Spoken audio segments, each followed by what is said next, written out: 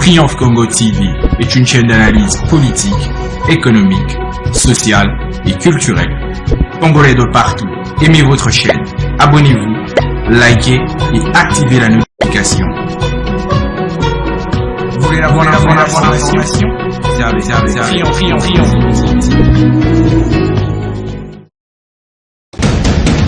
La République démocratique du Congo, c'est le plus grand pays d'Afrique centrale. Un territoire équivalent à plus de 4 fois celui de la France métropolitaine. Aimables téléspectateurs de Triomphe Congo Télévision, votre média en ligne, nous sommes très heureux au jour d'aujourd'hui où nous nous joignons à vous afin de vous amener l'actualité chaude qui domine notre province, la province du Haut-Katanga où nous nous trouvons en séjour.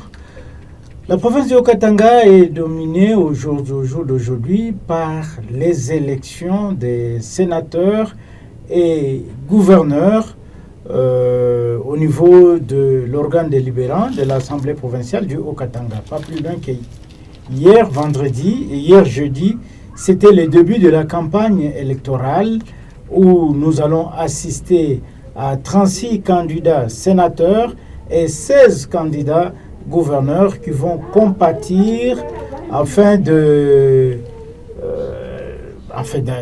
devant les députés provinciaux pour que chacun d'eux puisse faire ressortir un gouverneur et aussi d'autre part faire ressortir les sénateurs. Alors, avant d'en arriver là, aimables téléspectateurs de Triomphe Congo Télévision, la main sur le cœur, je vous demande de vous abonner massivement sur votre chaîne et partager la vidéo à grande échelle et surtout, n'oubliez pas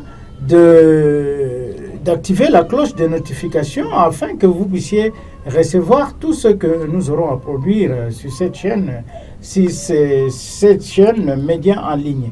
Aussi, aimez la vidéo, likez.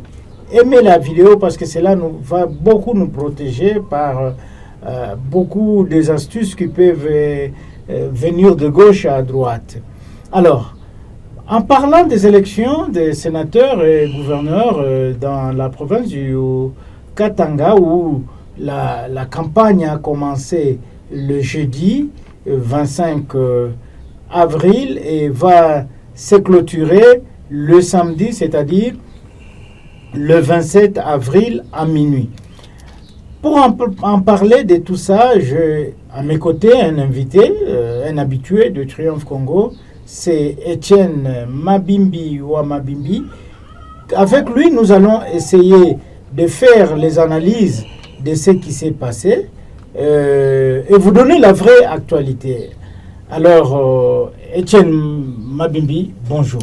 Bonjour, estimé confrère Colin Djouma Moussompo. Bonjour aussi à tous ces milliers de téléspectateurs de Triomphe Congo Télévision qui nous suivent à travers le monde entier. Oui, Etienne, vous êtes en bonne santé, j'espère. Oui, ça va. Et vous-même, la famille, ça va? Oui, ça va, tout le monde va bien. Ok.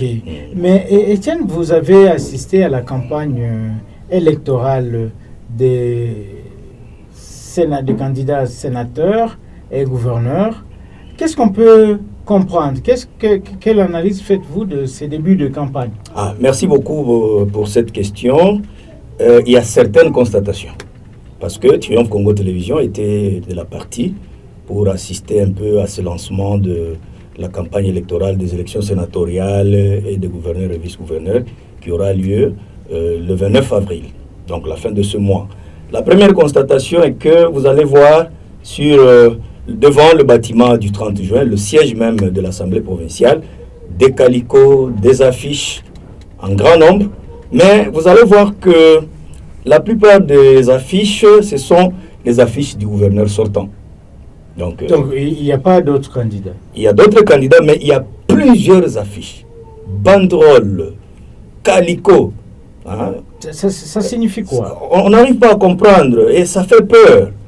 Voir le gouverneur sortant qui a beaucoup d'affiches plus que les autres candidats, pendant qu'ils sont au nombre de 16.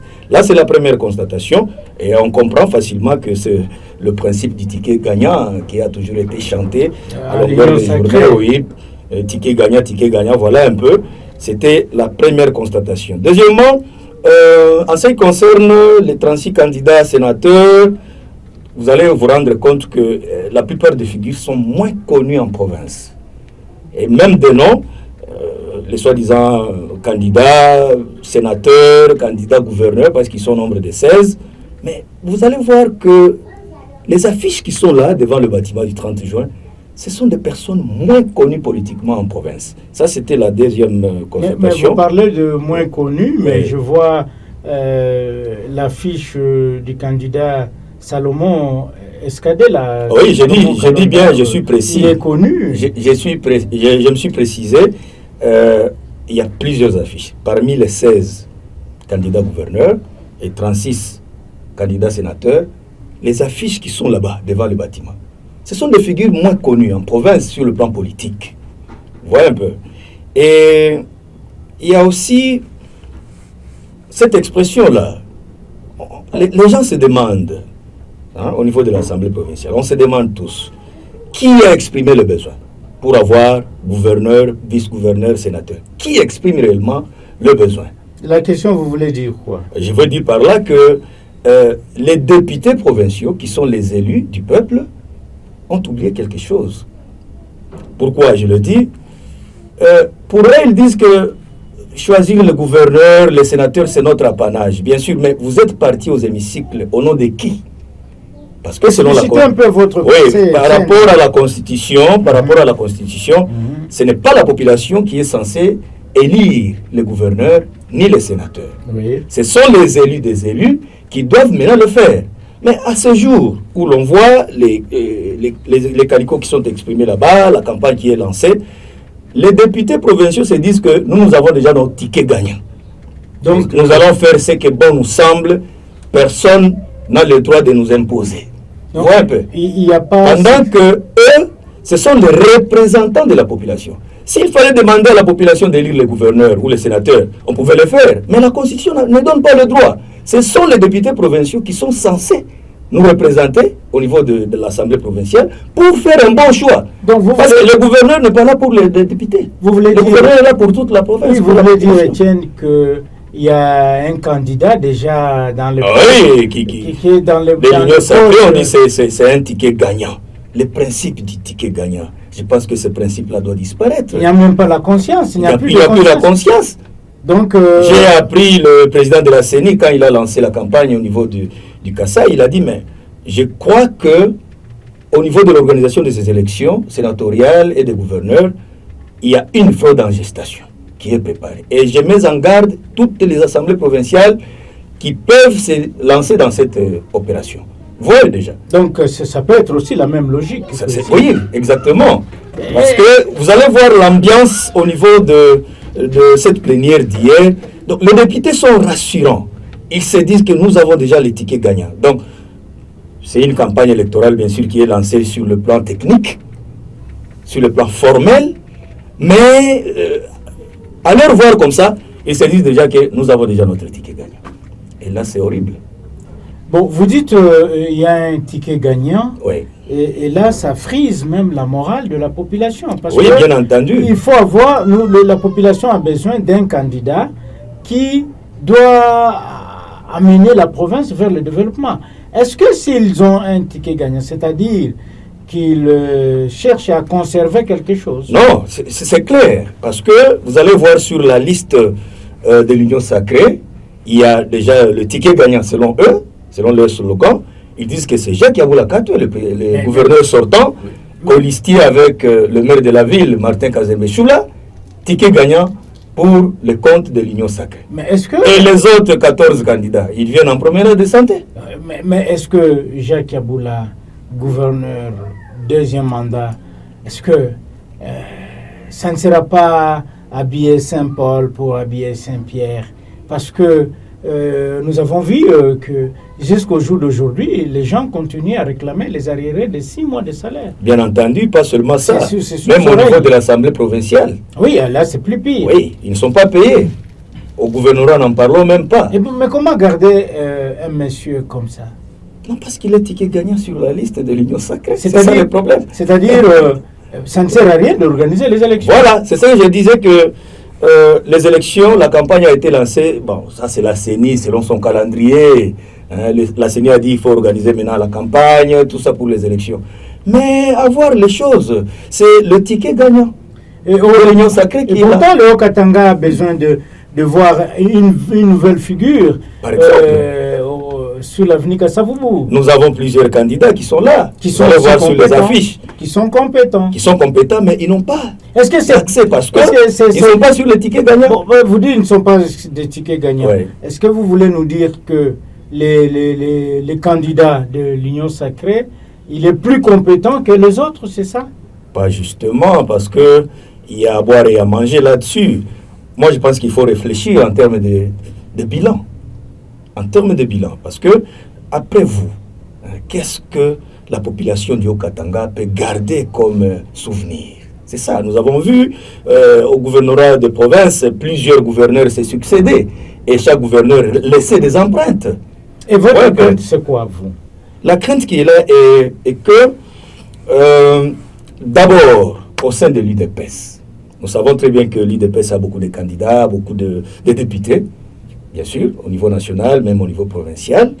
Mais vous allez voir aussi qu'il y a certains partis politiques qui ont leurs candidats, qui sont aussi favoris. Mais du fait qu'ils ne sont pas majoritaires au sein de l'Assemblée provinciale du Haut-Katanga, et ces candidats-là n'ont plus accès à diriger cette province demain ou après-demain. Voilà un peu. Je ne peux pas citer les noms, bien sûr, c'est pendant la campagne. Je ne fais pas la campagne d'un candidat ici, mais je fais des analyses d'une manière objective.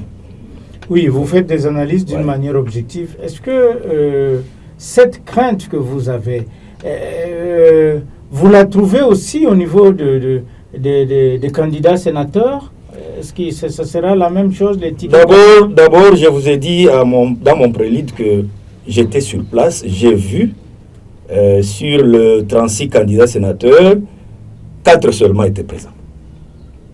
4 seulement pour la première journée. Ils ont fait leurs exposés, projets de société, tout ça. Bon, à le voir comme ça, je ne minimise pas leur capacité.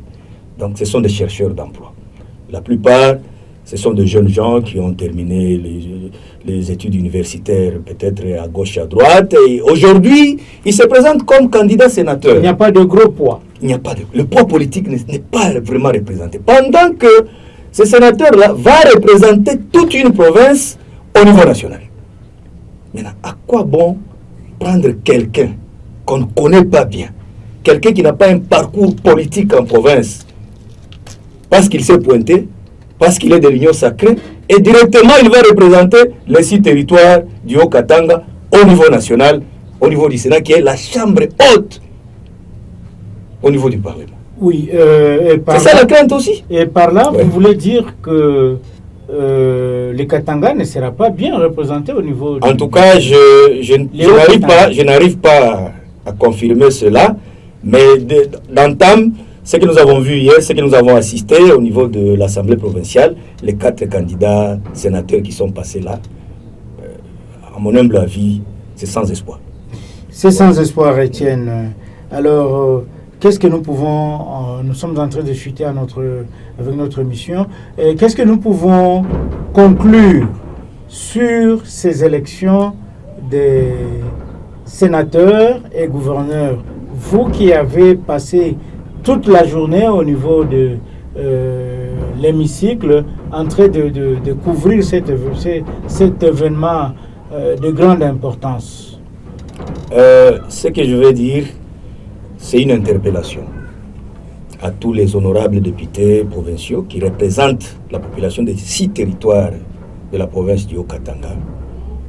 Rien ne sert à être fanatique de quelqu'un, parce que en politique, bien sûr, ce sont les intérêts qui priment, mais vous devez savoir que, là je m'adresse à tous les honorables députés provinciaux, vous devez savoir que vous avez une mission à accomplir, parce que la population du Haut-Katanga est en train de vous observer. Les 5 ans qui viennent ici, les 5 ans dans lesquels nous sommes, quel sera l'avenir de cette province? Est-ce que la province pourra connaître un petit changement sur le plan de développement. Parce que j'ai vu, C'est il primordial. y a à peu près 10 matières à évoquer pendant cette session de mars. Ils ont évoqué plusieurs matières, les infrastructures routières, la sécurité, et ainsi de suite. Et là, c'est toujours avec la politique de la main levée. Vous allez continuer à lever vos mains pendant 5 ans et rien ne pourra changer. Vous voyez un peu. C'est une interpellation à tous les honorables députés provinciaux. Bien sûr, nous savons l'amour de l'argent, l'amour du pouvoir, la soif du pouvoir est en train d'ancrer le mental de l'homme politique congolais. Oubliant que, parce que la plupart surtout les nouveaux venus ici, hein, les nouveaux élus, vous allez voir, les députés provinciaux, bien sûr, vous allez voir, ils ne savent même pas pourquoi ils sont députés. Pour eux, il faut être député pour se faire de l'argent, pour gagner, pour construire des maisons. C'est ça être un député. Oubliant le rôle primordial d'un élu du peuple. Alors il faut une remise à niveau. C'est une remise à niveau, bien sûr. Là, j'ai apprécié aussi l'intervention d'une candidate gouverneur. C'est une dame, elle s'appelle Véro, élue du territoire d'Impueto. Elle a dit qu'elle a été vraiment formée politiquement par le feu gouverneur de l'homme d'Impueto, Katumba Mwanke. Augustin Katumba Mwanke. Après le régime passé, elle était obligée d'être en exil, en Israël, tout ça, elle est revenue. Elle a parlé des histoires très nécessaires qui ont été même applaudies dans la salle. Elle a dit, d'abord, nous, députés provinciaux, nous devons être transformés mentalement pour transformer les autres. Donc, un élu du peuple, c'est d'abord un monsieur transformé. Une dame transformée mentalement. Je pense que c'est de l'opposition. Hein. Bien entendu, et d'autres peut-être de l'opposition ensemble pour la République. Elle a parlé aussi sur l'économie verte pour booster le développement dans les 6 territoires. Oui, Etienne, à une certaine étape, nous avons vu le gouverneur Jacques Yaboula chanter village agricole. Mais tous ces projets-là, c'est une lettre morte. Tous ces projets-là sont restés comme ça pendant tout un quinquennat. Oui. Vous voyez un peu. Nous savons très bien qu'il y a les tickets gagnants, bien entendu. C'est l'Union sacrée qui a le pouvoir. Mais essayez quand même d'améliorer certaines situations. Parce que la population a beaucoup souffert. Oui, c'est elle qui est en train d'en pâtir. La population a beaucoup souffert. Bien sûr, nous savons que le ticket gagnant sera toujours reconduit. C'est bien défini. Ça ne demande même pas de microscope pour le dire. Mais que le ticket gagnant, d'ailleurs, sur la liste du ticket gagnant, il y a le gouverneur sortant et le maire de la ville. Donc ils ont aussi des défis majeurs à relever pendant ce quinquennat. Le maire de la ville, c'est juste, il y a un mois qu'il s'est réveillé pour chercher à rendre la ville propre. Oui, mais au fond... Il a aussi marché pirate et tout et tout. Oui, mais c'est encore des histoires que la population doute. Parce que après les élections ici, rien ne sera encore fait. On va voir. Nous allons rentrer toujours dans le même système. Donc, comme qui dirait, ces honorables députés provinciaux, qui la plupart sont de la majorité présidentielle, de l'Union sacrée, doivent vraiment chercher à montrer de l'excellence dans leur manière de faire. Alors, ces députés doivent présenter une certaine conscience pour montrer la valeur pour laquelle ils ont été élus. Ils ont un mandat. Oui, ils ont un mandat. Ils vont rendre compte à la population. Oui, mais malheureusement, les 35 députés de l'Union sacrée qui sont là, ils se font passer en triomphe. Mais au total, ils sont au nombre de 48. Mais les autres ne se présentent pas. Oui, mais les 35 là, ce sont les membres de l'Union sacrée. Les autres ont boudé les processus. Oui. Et comme qui dirait, être dans l'Union sacrée, il faut le mérite. S'il n'y a pas de mérite, en quoi bon d'être appelé député provinciaux? Etienne, je ne sais pas si vous comprenez un peu mon argument, c'est-à-dire que c'est une interpellation que nous lançons à ces aimables députés provinciaux, parce que demain ou après-demain, ils seront jugés, voir la qualité du gouverneur qu'ils vont nous présenter, si ça sera le même sur qui la population est en train de décrier aujourd'hui la misère, l'incompétence.